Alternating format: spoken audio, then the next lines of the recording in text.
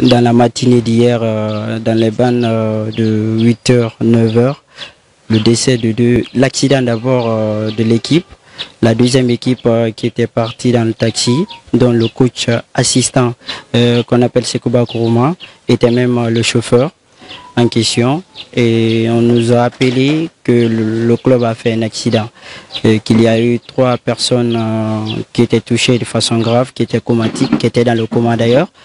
Et heureusement, il y a une fille qui est sortie du coma qu'on appelle Gina Manconti, qui est sortie du coma, et on a des très bonnes nouvelles. Et ensuite, il y a eu 5 blessés. Et ces 5 blessés-là sont présentement à l'hôpital pour des soins médicaux. Et voilà, justement. Et c'est comme ça qu'on a reçu la nouvelle. Et pour le moment, c'est la raison pour laquelle aujourd'hui on est là, on est tous attristés par cette coup de massue, et on espère bien que ces cas pareils ne vont plus se reproduire. L'accident, c'est un excès de vitesse. C'est un excès de vitesse, et malheureusement la voiture a changé de chemin et c'était un blackout total, c'était un chaos total. Le vide est énorme parce que c'était l'un des espoirs dont reposait cette formation de volontaires. C'était cette nouvelle génération. Elle incarnait la sérénité, elle incarnait cette sociabilité avec tout son entourage et avec toutes ces personnes. C'était une fille qui était...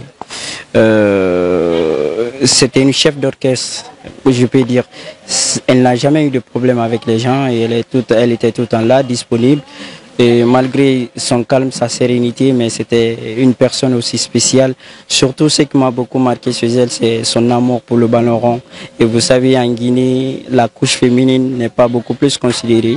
Il y a une stigmatisation avec le prétexte que les filles ne peuvent pas jouer au football. Et les parents refusent parfois de laisser leur enfant. Et elle s'est battue corps et âme pour avoir cette indépendance, cette liberté.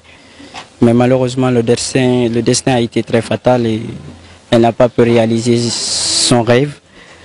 Et tandis qu'à travers ses récentes publications, elle insistait sur cette passion du football.